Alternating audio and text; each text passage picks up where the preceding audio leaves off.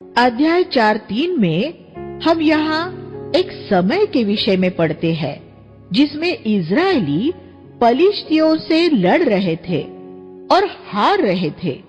प्राचीनों ने स्वयं से ये सवाल किया, प्रभु ने आज हमें युद्ध में हारने क्यों दिया? ऐसा इसलिए ही हुआ होगा क्योंकि हम वाचा का संदूक अपने साथ यहाँ नहीं लाए हैं। उन्हें ये बात समझ नहीं आ रही थी कि वे अपने पापों की वजह से हार रहे थे। वाचा का संदूक तो सिर्फ एक प्रतीकात्मक चिन्ह था। ये हो सकता था कि उनके पास चिन्ह हो, लेकिन परमेश्वर न हो। बिल्कुल वैसे ही जैसे आज प्रभु भोज में रोटी तोड़ना एक चिन्ह होता है। आप रोटी तोड़ सकते हैं और प्याला पी सकते हैं, और फिर भी ये हो सकता है कि आपकी प्रभु के साथ कोई संगति न हो। इसलिए वे अपने बीच में वाचा का संदूक ले आए।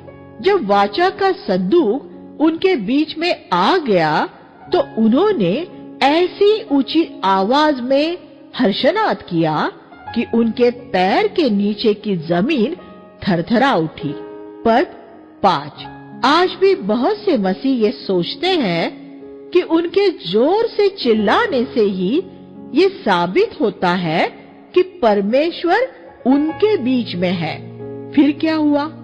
वाचा का संदूक उनके बीच में आने से पहले हुए युद्ध में पलिश्तियों ने 4000 इजरायलियों को मारा था। पद 2। वाचा का संदूक उनके बीच में आने के बाद और इजरायलियों के हालेलुया, प्रभु की स्तुति हो, ये हर्षनाद के बाद पलिश्तियों ने 30,000 इजरायलियों को मारा। पद 10। इसमें हमारे सीखने के लिए कुछ है। आप प्रतीकों और विधियों को अपने बीच में ले आने द्वारा या चिल्लाने और परमेश्वर की स्तुति करने द्वारा परमेश्वर को अपने बीच में नहीं ला सकते। ऐसी बहुत कलीसियाएं हैं जहां बहुत से प्रतीक भी होते हैं और बहुत सा चिल्लाना भी होता है, लेकिन वहां सभी लोग पाप से हारे हुए होते हैं। और जैसा हम यहाँ देखते हैं, सबसे ज्यादा हारे हुए ही सबसे ज्यादा ऊंची आवाज में चिल्लाने वाले होते हैं। परमेश्वर की उपस्थिति उन कलीसियाओं में पाई जाती है जो पाप से मुक्त होती है, वहां नहीं जो सबसे ऊंची आवाज में चिल्लाती है। परमेश्वर ऐसे लोगों को ढूंढता है जिनके विवेक साफ होते हैं, जो भोग विलास, धन और मनोरंजन रूपी देवताओं की पूजा नहीं करते।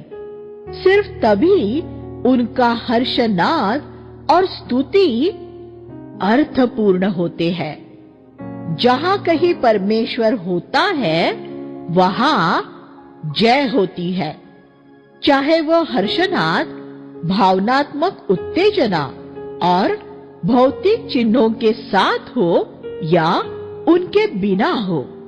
लेकिन अगर लोग पाप से हारे हुए हैं और उनके बीच में सिर्फ ये सब बातें ही है, तब निश्चय ही परमेश्वर उनके बीच में नहीं है।